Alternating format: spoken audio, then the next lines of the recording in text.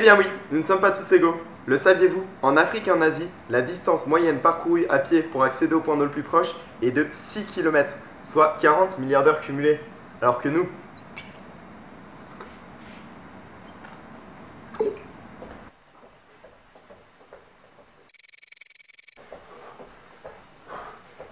Et il reste combien de temps là?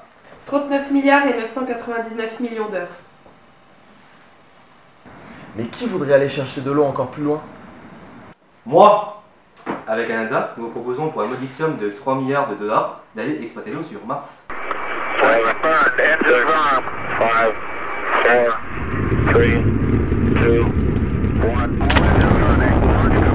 1 milliard de personnes n'a pas accès à l'eau potable, principalement pour des raisons financières.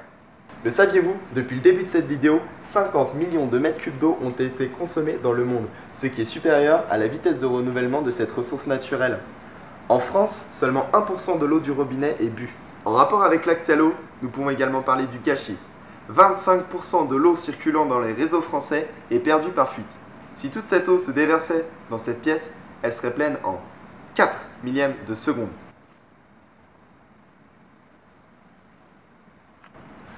Et donc, les inégalités d'accès à l'eau potable. Non, la qualité de l'eau potable. Oui, l'eau non potable est vectrice de maladies.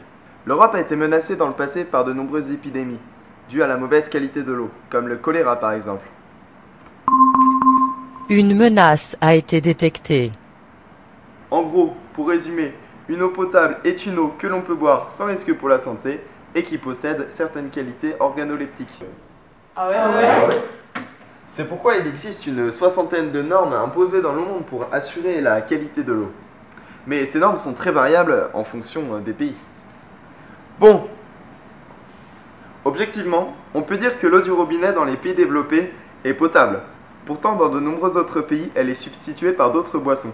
Au Mexique, la consommation d'eau est substituée à 50% par du coca.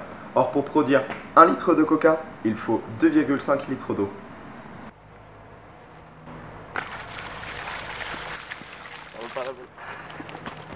Et en République tchèque, la bière étant moins chère que l'eau dans les bars, elle représente un quart de la boisson du tchèque moyen.